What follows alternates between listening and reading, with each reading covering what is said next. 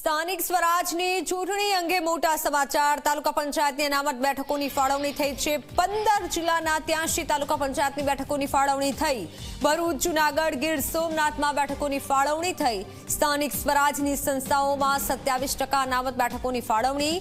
આગામી વર્ષે યોજાશે સ્થાનિક સ્વરાજની ચૂંટણી। ત્યારે સ્થાનિક સ્વરાજની ચૂંટણી અંગે આ મોટા સમાચાર છે। તાલુકા પંચાયતની અનામત બેઠકોની ફાળવણી કરી દેવાઈ છે। ફોનલાઈન પર સંવાદદાતા હિતલ જોડાઈ ચૂક્યા છે। હિતલ, તાલુકા પંચાયતની અનામત બેઠકોની ફાળવણી થઈ છે, શું વધુ જાણકારી?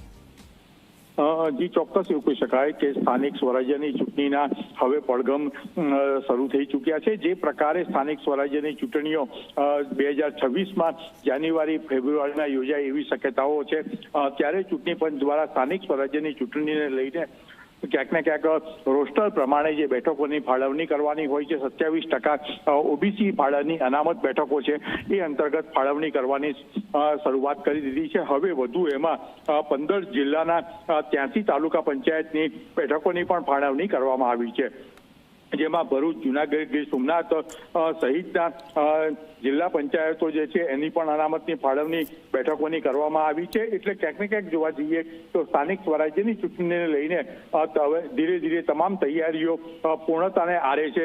એ જ રીતે જોવા જઈએ તો ક્યાંક ને ક્યાંક જ્યાં સુધી આ ચૂંટણીઓ ન થાય ત્યાં સુધી વહીવટદાર જ્યાં નિમવાના છે ત્યાં પણ એ નિમણૂકની કાર્યવાહી પણ શરૂ કરી દેવામાં આવી છે। જી બિલકુલ, આભાર માહિતી બદલ હિતલ।